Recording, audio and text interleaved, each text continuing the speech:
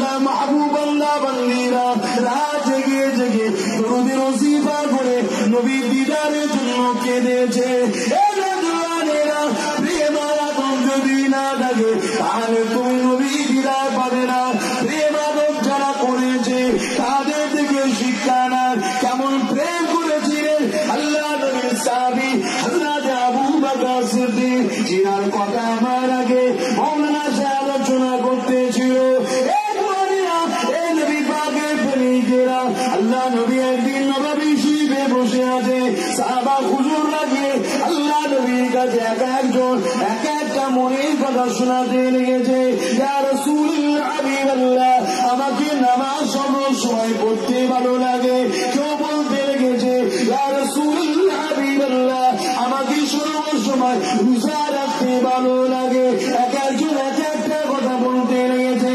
হযরত আবু বকর সিদ্দিক উঠে দাঁড়িয়ে গিয়ে বলতে লাগলেন, হুজুর যদি ইজাজত দেন আমি আবু বকর আমারও কিছু ভালো লাগে আপনাকে বলবো।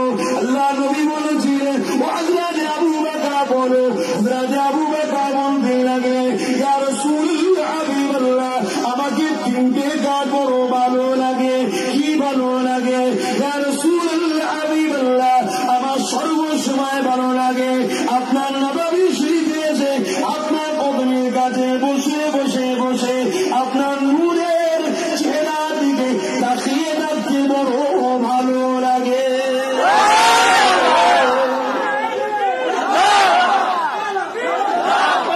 শুধু আপনাকে দেখবো, তাকিয়ে থাকবো।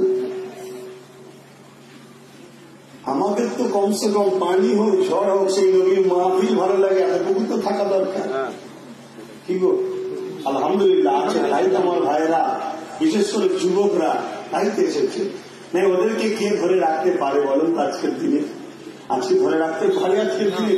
ভালো লাগে বলেই তো এসেছে। তবে লক্ষণটা ভালো, খারাপ না। এইভাবে থাকবে আল্লাহ ওয়ালাদের সাথে এবং কোরআন সুন্নাহর মাহফিলে জুড়ে থাকবে। আল্লাহ চাইলে একদিন তোমরা পরিবর্তন হয়ে যাবে, বলো ইনশাআল্লাহ। তবে দেখবে আবার মাহফিলের নামে নানা রকম চক্রান্তও চলছে। কেন? আর একদল মানুষ ইসলাম ও ইসলামের অনুসারীদের বলে আল্লাহর রাস্তা থেকে সরাবার অনেক ষড়যন্ত্র করছে।